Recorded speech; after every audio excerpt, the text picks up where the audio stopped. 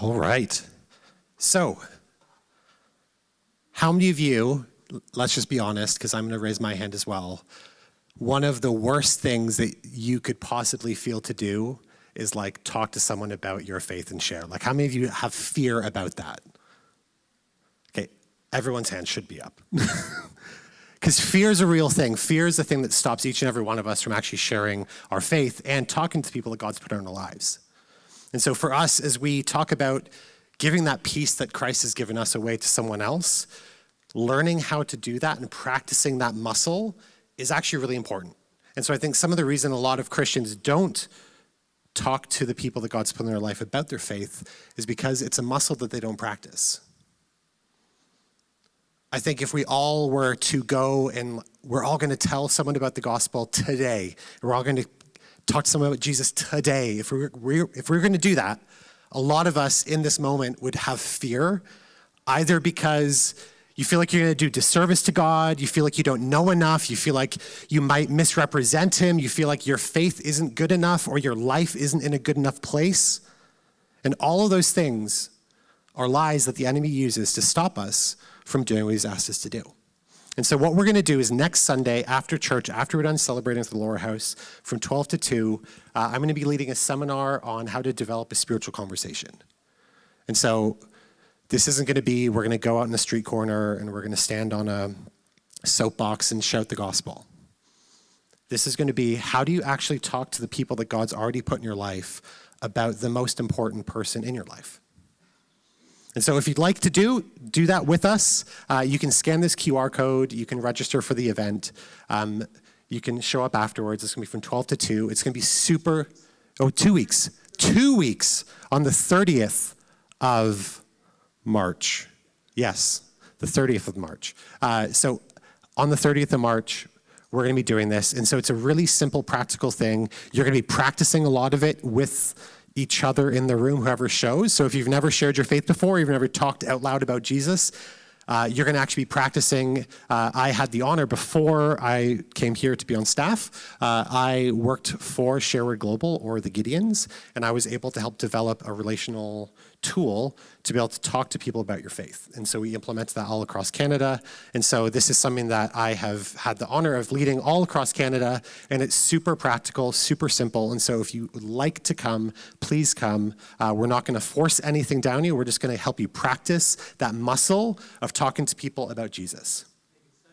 And you can sign up right now by scanning that QR code, or you can go on the app and it'll be on there as well. All right, so just so everyone knows, the kids team is already prepped to know that we're going to go a few minutes longer today. So if you have kids in kids ministry, don't worry. The kids team is already prepped and ready to go. I have a couple Ignite updates just to share with you. So how many of you know that we are at the halfway mark of our Ignite program? So we have been doing Ignite for, 7.5 months? 9 months? 9 months. So what I just wanted to do is give you a really quick update on where we're at, what we're doing, how's it going. I know the last time I got up in February, we talked about our finances, and so we're going to talk about our finances again and just talk about that, and we're going to look at that and celebrate what God has done in this house. And so I'm really excited just to share. I'm going to take a few more minutes of your time. We're going to finish at 11:15. Your kids' team is already prepped and ready to go until that time as well. So first and foremost, I want to talk about the survey feedback. So we asked you guys to fill out a survey on how you're experiencing our church. And so one of the things that we have done is we have taken all of that, we've compiled it together, and I just want to say thank you. Thank you so much for taking the time to do that. People usually don't fill out surveys if they don't like something. So like if you get like, oh, would you take time to like fill out a survey for a cause that you don't care about? You're probably not going to do it. So for everyone who actually filled out that survey, thank you so much. It really means a lot because that information really helps us see and get a pulse for what's going on. One of the things that I am constantly looking for is, was there any new information in that survey that us as a staff and team, board, and pastoral advisors don't already know? Because if there is, then that's an issue on our end that we're not listening enough. And so that's part of it, is seeing, are we in line together? Are we in tune together? But the other thing is, what are the things that we need to fix? What are the things that we need to look at? And so I wanted to share, we have some 5 areas where we're going to be growing and we're going to be working together. So the first thing is about our volunteer onboarding and support. So making it easier to serve, making it easier and clear for people so that when they want to connect and serve in this church, that it's easy to do that. So we're already working on those tools. Some of those things have already happened with the adoption of Subsplash, but in other areas, we're also redeveloping how we communicate volunteering to make it easier and more engaging. The second is discipleship pathways, which we're going to talk about later on. So it's helping people grow in their faith and clear next steps. So we're all called to be disciples. And so how do we do that? How do you do that when you have a life, when you have kids, when you have a job, when you have a career, when you have all these extracurricular things? How do you make time to become a disciple of Christ? And so we are trying to provide as a church lots of different opportunities and touch points for you to do that. And so we're going to talk a bit more and highlighting some of those. The other thing that we identified was our children and youth ministry. So we want to strengthen our children's programs and our youth programs. We want to make sure that when you come with your families, that Sundays and midweek, that church, the people in this church feel like their families belong. The fourth is outreach and community impact. So equipping our church to serve beyond our walls. So how do you serve people in your community? And so there's some exciting things coming up in the future that I'm going to talk about in a few minutes. We have the 30th, which is developing spiritual conversations. So all these things are about helping you be able to speak to the people in your community, the people that God has called us to reach. A couple weeks ago, when I got up last time in February and was talking about the reach of our church, just like everyone look around, look at someone else. So this isn't all the people that we impact. That right now on our app, there are 422 people who've downloaded our church's app. So why would you download a random church's app if you didn't feel connected to that church? And so that means there's 422 people who feel like this church is their home for them. They feel some affinity towards us. And so Sunday mornings doesn't actually show us the impact and the reach that we have. It is greater than even what we can imagine. And so we want to develop ways that we can engage in outreach and community. And finally, for sermon depth and church culture, fostering a welcoming, life-giving, and mission-focused environment, diving deeper into the Word of God. So these are all the things that you have said to us. And so we are actively, as a leadership team, working hard at doing those things. And this next slide is kind of an image of what this looks like. And so you see, there's a tree. I'm not a tree person, so I'm going to tread carefully here in an analogy perspective. What's really important, when everyone from the outside looks at a tree, they're looking at just the outward leaves and the fruit that the tree has. But what we're trying to do, the things that you have identified, aren't outward-focusing things. They're internal root systems about this church. And so we're trying to fix our roots. We're trying to fix our culture. We're trying to fix the things that are going on behind the scenes so that we are fruitful in all things. And so just so you know, as we're making these changes, you might be like, I don't see it. Well, sometimes you might not see it straight away because we're trying to work on our roots. We're trying to work on our foundation. We're trying to make sure that we have everything aligned underneath so that when God blesses us with growth and more, we're able to receive it. Most churches, if 50 new people came in on a Sunday and said we wanted to be a part of a small group and we want to join this church and be fully part of this family, that church would break because they do not have the systems in place to be able to receive that. And so we want to make sure that we have the systems in place, the processes in place, the culture and the values in place so that when God blesses us with more, we're able to receive it and be faithful with it. Because the worst thing that we could do is have people come into this church, say they want to be connected into this ministry, into the church, and be a part of this, and then there'd be no follow-up or nothing happen. And so we don't want that to happen, which is why we're working on our roots. All right. So this is the season for growth, and we need your prayers, your feedback, and involvement. So please, can you be praying for us? Can you be praying that God would speak to us, would speak to the leadership teams here, our pastoral staff, the board, and our pastoral advisors, that we would be seeing the things that we would be hearing from God, and that we would be making the right decisions. And we need your feedback. If there are things that you're seeing, that you're identifying, that you see that we might not see, come up and tell us. It's really important. I've loved, hopefully they don't get offended, but Brian and Rosie, thank you so much. Because these last couple of weeks, they've noticed things that haven't been up to standard on our app. And you know what? They just text me. It's like, hey, is this supposed to be like this? And I'm like, no, it's not.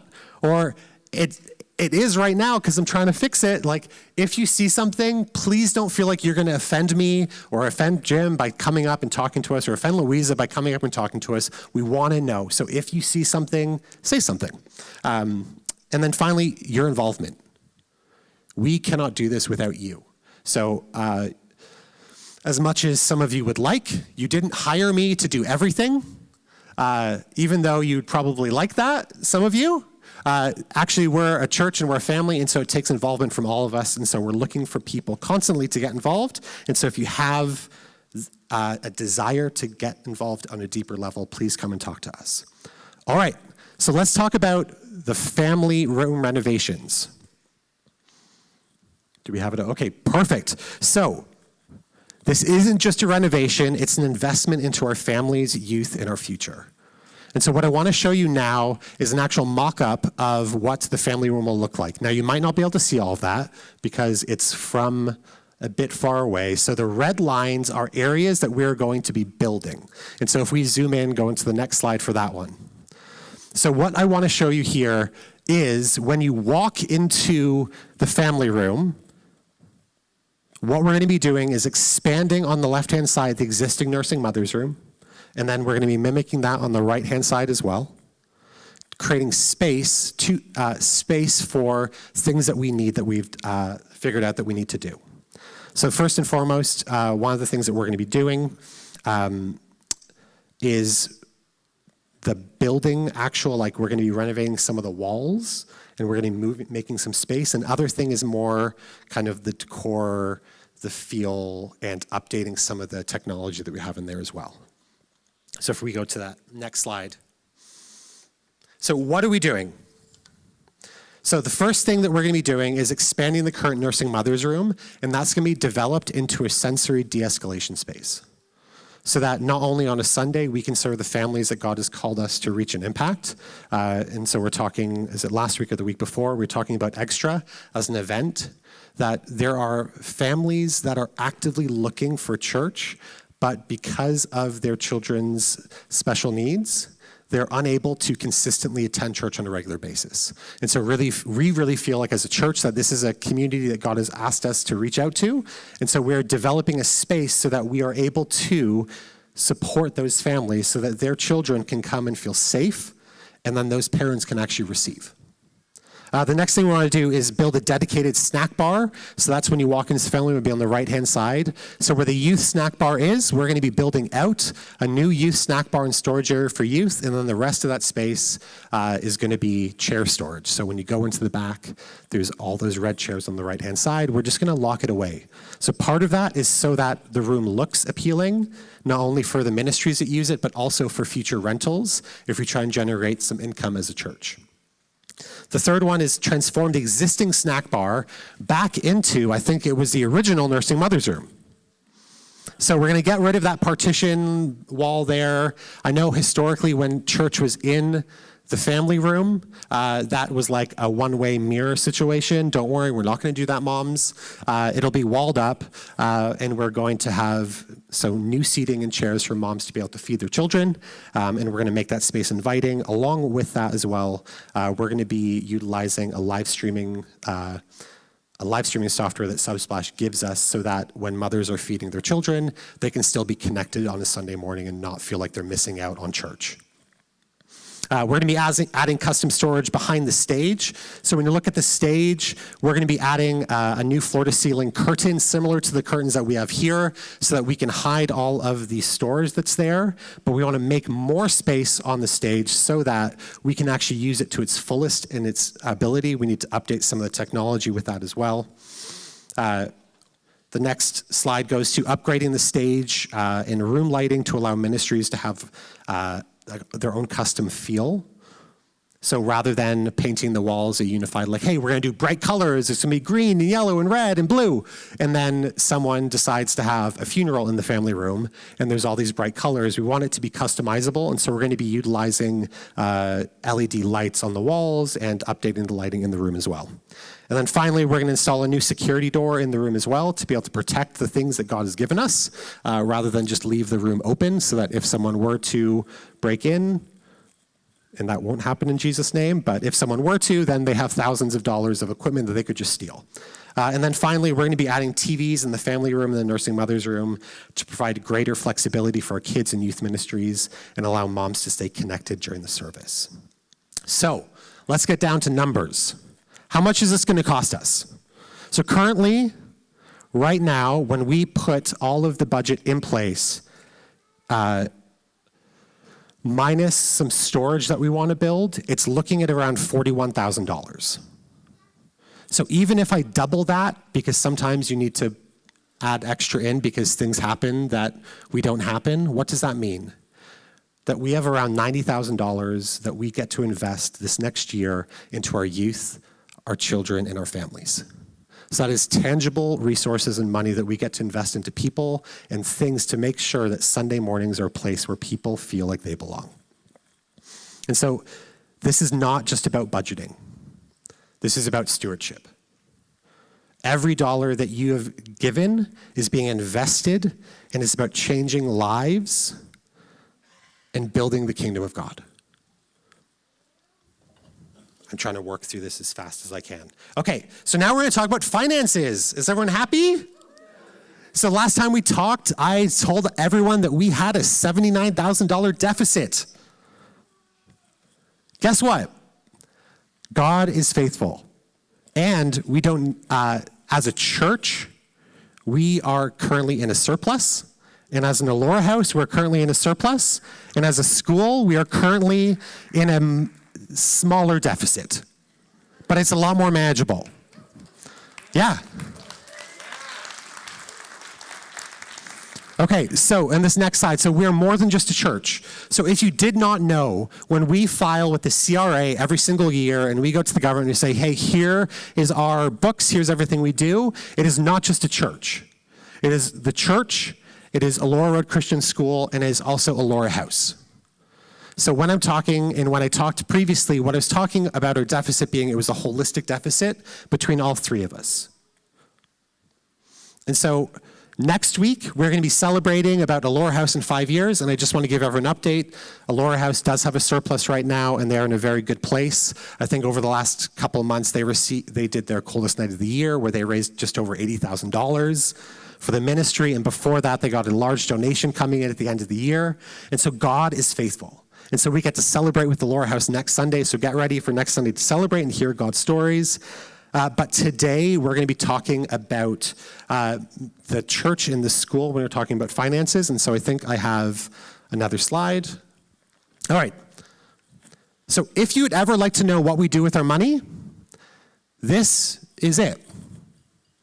And so we want to talk about where does our money go, and how do we steward the resources that God has given us? And so you can see right there that pay and related to pay, so we're talking about insurances and then employee benefits, things like that, is roughly 53%. First, I would just want to give a shout out to Don Spears. Don, without this, I would be lost, so I just want to thank you so much. 17% goes to administration, and that does cover some of the costs of our unique ministries that we have. Support and missions is 11%. And so we support missionaries overseas with our REACH program that we have. We support ministries locally in our region and in Canada. And then this is also the support that we invest into the school. And so that means for every dollar that you give, 11 cents is actually going out towards other people and impacting other people. Property expenses is 5.5%. God has given us this amazing property. We have 23 acres of land. It is fantastic. And so we want to make sure that we're using it to all the fullest that God has given us. And so that costs us 5.5%. There's office The light purple is like office membership subscriptions, things like that. And then the final one is contractors and supplies, mainly due towards our building, is 8.4% as well. So if you want to actually know where we're stewarding our money, this is it. And so part of the reason I'm doing this is because I just want you to know, like, if you ever have any questions about what we're doing or how we're spending or where our money goes, come and talk to us. We're not trying to hide anything, and I want to just create an atmosphere where it is readily available to people who care about it, because the people who care about finances really care about finances. And so if that's you, please come and talk to us, and we can make sure that you get regular updates so you can hear about all of that. All right. Very quickly, I want to talk about the church and school. So, historically speaking, now I'm saying historically speaking, even though I've been here for less than a year. The school was once seen as just an extension of our church. So when you had kids 15, 20 years ago, there was no question where your kids would go to school. They would just go to school here. It was just an extension, just like we have kids ministry, just like we have sisterhood, women's ministry, men's ministry. There was no question about that. And so today, only 17% of the school is represented by families of this church. And so that's not necessarily a bad thing, but it's just something that we just need to be aware of. Because why does this matter?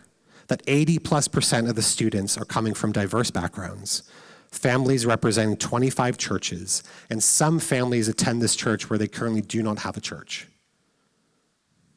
And so that means that 11% that we invest into missions, which includes our school, is reaching 80% of people who don't actually come here on a regular basis. So that's impacting lives being shaped and changed. And so our mission is not just a school, to have a school that functions. It's to truly be a ministry of this church. We're educating, equipping, and empowering students through Christ-centered education. And this is all happening beyond Sundays. The school extends the mission of Elora Road throughout the week. So if you ever come here during the week, you will literally see kids running around. There's people everywhere. There's kids everywhere. When I'm working, sometimes it does get distracting because my door is open and I hear some kids screaming or shouting or laughing. And it's great because there's life in these walls. And these are kids that are growing up here, and they have this chance to experience God and experience education in a way that transformed their lives. All right, so the last thing that I'm going to share about today, and this is where it's a church where families belong. And so how many of you have ever believed a lie? Raise your hands. Okay. So how many of you are Dutch? Raise your hands. Okay, how many of you have heard a rumor that Dutch people can tend to be cheap? No. Well, guess what? That was a lie that the British started to tell other people globally when Europe was trying to conquer primarily Africa and Asia and create their colonies. So what the British would do was undermine the Dutch people by saying, you know, they don't pay their bills. They're going to be cheap. They're not going to give you the good price. We're going to give you the good price. And so one nation's conquering mentality of how do we undermine and make us succeed has caused a lie to go through hundreds of years of reinforcement so that people actually think that Dutch people are cheap. Guess what? It was a lie, which means you don't actually have to act in that way. But how many of you know that sometimes it's hard to get out of acting of a lie or information that isn't true? It's hard, especially when you're used to it, especially when we can laugh about it. And so when we're talking about a church where families belong, some of the things that we're going to talk about today are perception issues. Because we have already made changes to these things, but as a church, we have a perception that these things aren't good or in the place they need to be. And so just so we know that as we're talking, we're actively have already made changes, but we do understand that we do have a perception issue, and that sometimes the perception of something, it doesn't matter if it's a truth or a lie, it is true. because everyone is acting and believing like it is truth. All right, so first thing, we're making room for God to move. And so Sundays are about more than a service. They're about encountering God. And we want to create space for God to impact and transform lives. And so starting now, I just want to give everyone the heads up that we are planning that our services will end actually after 11 o'clock. So we're planning that they'll probably end around 11:20 when this is about to end. Well, actually, I'm a few minutes late, but please forgive me. We won't. Okay, there we go. So we want to finish at around 11:20. Why? We just want you to know so you can plan. So that for those of you who are timekeepers, when you kind of look, you're like, how long is Jim going to go? Or how long is this happening? Or how long is Chris going to talk right now? We want to create space. And so we don't have two services like we used to a few years ago. And so we have the opportunity, and so we want to make space for God to move. We want to make space for families to feel like they can come, and their families are taken care of, and their kids are taken care of. And so that means more time for worship, more time for prayer, and more time for meaningful moments in God's presence. And so here are some ways to connect and grow. So we have some small groups. So we have a whole bunch of small groups that happen throughout the week that you might not even be aware about. And just recently, we have launched a few more small groups or communities for people to connect. So we've been talking about Iron Men, and I think that's over 30 men have registered. And so men, if you haven't registered for that, this is going to be Year Painting with Lily, except we'll be using bacon and we'll be eating it. We have a small group that's open for men on Sunday nights, led by Dave Thiessen, that is open for any of the guys who want to come and they want to grow. Arden and Tamara have a small group that they've just launched on Thursday nights at the church for all women. I was going to announce that Beth Gordon has started a new group, except she filled her group before I could get up here. So she has, I think, one more space. It's going to be a Bible study, not a Bible study, but a walk through a book over 9 weeks called Try Softer. And it is just a fantastic way. So if you're that one extra lady who would like to join that group, check your weekly Wednesday and you can do that there. But the other thing I want to talk about was Wildlife. So Wildlife is our youth ministry that's aged from grade 6 to 8. And so one of the changes that we're going to be making is we're going to move Wildlife onto a weekly basis on a Sunday morning. And so we're doing that for twofold. One is when families bring their kids and their younger youth to church, we want to make sure that there's a space for them. So that if you don't know, so how old would you be in grade 6? Like what age would you be? 10, 11 years old? 11, maybe 12? I don't know. Younger. So after you finish Kingdom Kids, at the age of 12 years old potentially, you are in service with us for the rest of your life. And so we want to make sure that when families come to church that their youth actually want to be here.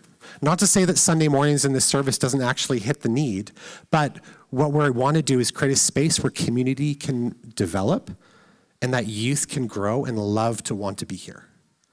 And so we're going to reinvest into our Sunday mornings for this next season. And so Wildlife is going to be moving to Sunday mornings starting the first Sunday in May. And so we've worked with the team and we're talking with the team about that. And so we're really excited. And that's some of the investment. What they're going to do is they're going to use the house. So they're going to go into the house. There's a living room there, and they're going to be able to engage. And then once the weather gets nice, it's already getting nice. Thank you, Jesus. They get to use our property as well in the backyard. And so we're creating a church where families, young adults, and youth can grow. Oh, so young adults, I think, is my next slide. So one of the things that we're going to be starting is a young adult community. So we had a young adults meeting where we wanted to listen to our young adults, and we want to say, hey, what are the things that you'd like to see that the church currently isn't doing? And so we're going to be hosting a monthly gathering the first Thursday of every month in the church. And so young adults, if you want to sign up, you can scan the QR code there. You can go on the app. It's going to be there. We're going to be promoting it. But the first Thursday of every month, we're going to be hosting a young adult community. And so from there, we're going to be then launching other small groups from within the young adults community to be devotion-based, to be to be scriptural, to have some worship and time together as well. But what we wanted to do was create a space for young adults to form relationships, and then from there, develop discipleship and mentoring. And so if you're a young adult or you know a young adult, you can scan the code or you can get them, check the app, and it's going to be on there. And lastly, this is my last slide. There we go. God is moving at ERCF. And so we are making strategic, faith-filled investments, not just in our finances, but in people, in ministry, and in our future.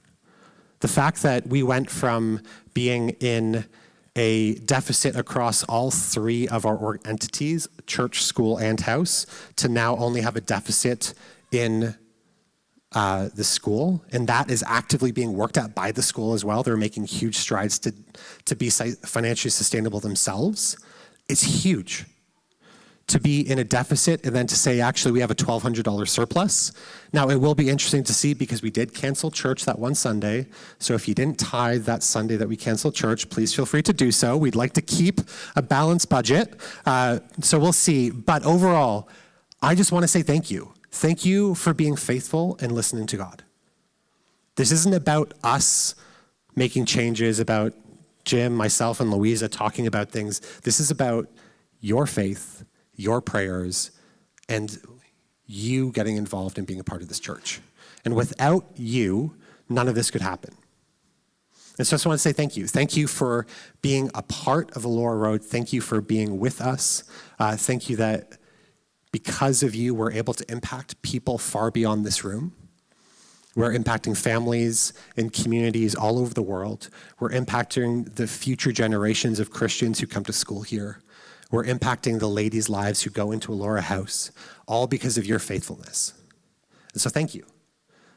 And so what I'm going to do is I'm going to pray, and then we're going to go out, and we're going to have some fun out in the foyer by being relational and social. All right. Everyone stand with me. God, we just thank you so much for who you are and for what you've done. And God, right now, I just want to say thank you that you are the provider of all of our things, all the needs, all of our desires. You're the provider of all the finances and budgets that we have, God, that we do not need to live in fear, but we need to live in faith that you are with us. And so, Father, would you align each of one of our hearts into your kingdom so that we would be in alignment with what you're doing here? God, would you bless us? Would you protect us? Would you watch over us? And would you go ahead of us in Jesus' name? Amen. All right. Thank you so much, guys, and have a great Sunday.